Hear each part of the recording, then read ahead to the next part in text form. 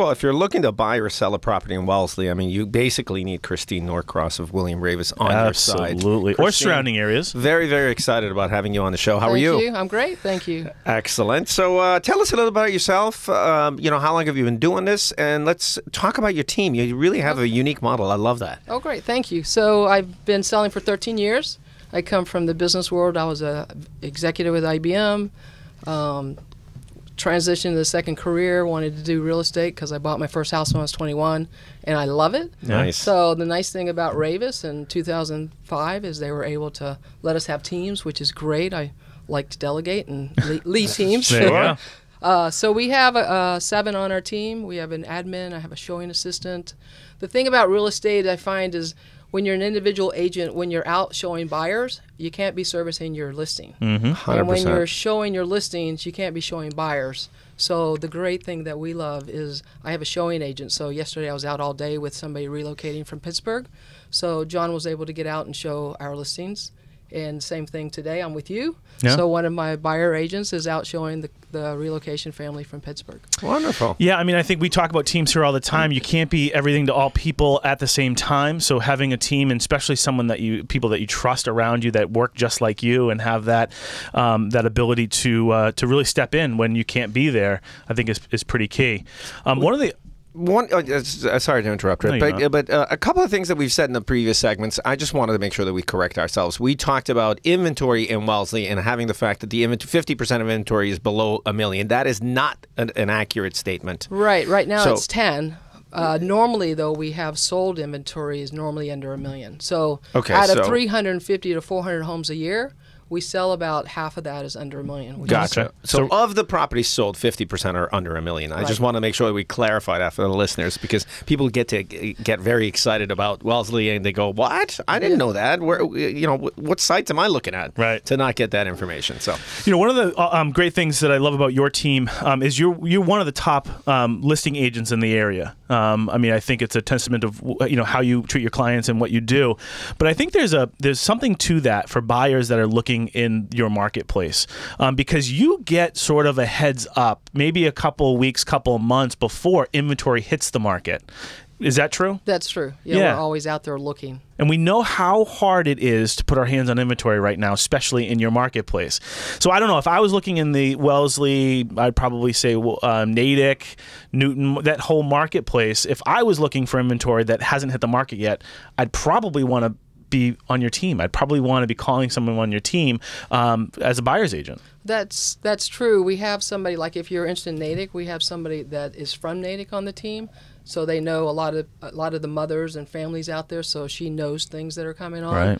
Last year we had a success where we actually, somebody wanted to live in a specific neighborhood in Natick, so I actually called the entire neighborhood and found somebody who wanted to sell. Wow. And we found a home for them. Let me ask you this. So inventory obviously is a stumbling block. We need that. We need more inventory in order to be able to satisfy the demand that the buyers have for the market. What are you seeing as far as the inventory that's coming into the market? Are you seeing individuals in Wellesley and surrounding towns downsizing and wanting to move into the city? Are you seeing people that sort of have outlived the space that they originally bought in and want to be able to move up? What kind of flavor of buyers and sellers are you seeing? So we're actually seeing a combination. We are seeing a fair amount of over 65, if you will, people who are downsizing. They are moving into Boston because Boston is exciting right now. Sure. With everything that's going on down there. We also see a lot of first-time home buyers who are moving out from Boston.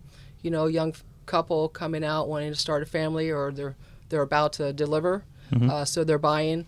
We also still get a lot of relocation people who are coming in, and especially like with the new GE, they're don't know exactly what impact that'll have for people moving, but we do a lot of relocation business, and we get a lot of relocation as well. What sector of the market, when it comes to Wellesley and the surrounding towns touching Wellesley, are international buyers that are interested in purchasing some of these homes?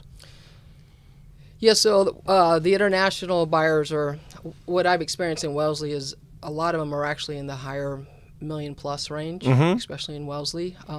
We get in Natick, we're getting a lot of the lower-end cash buyers who want to come from China, say, and want to pay cash and then rent it out. So that's pretty much what we're seeing. How much of the market comprises new construction? Well, that's an interesting question. Well, there's not a lot of land there, so I think right now in Wellesley, it's buying a property, it says a tear down, and then building a kind of a McMansion, like we call it, on the land. Well, the other interesting thing that's happened also since 2008 that I've seen is it used to be that people would sell their house and trade up. And then when 2008 happened, a lot of people just started renovating their houses because it was too expensive to sell and trade up. Right, and they stay put. Where we were in that market. Yeah. You know, now it's gone back to sell and trade up, and the lot prices have gone up significantly. You used to get a 10,000 square foot lot for $750,000.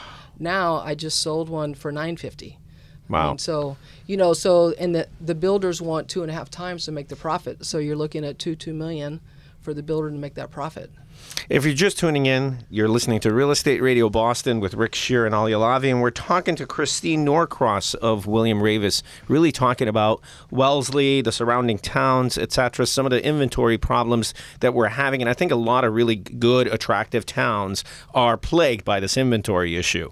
So we're in the winter months right now. I mean, obviously, we've had historic high temperatures for a winter. Yes, I love it too, even though you and I both bought snowblowers. That's why we actually bought them for our listeners because we love them so much because we didn't want it to snow. So we did it for you guys, and I just want you to appreciate that. A couple of tips if you have for sellers that are perhaps thinking about putting their property on the market. Right. What would you offer as far as really critical tips for them?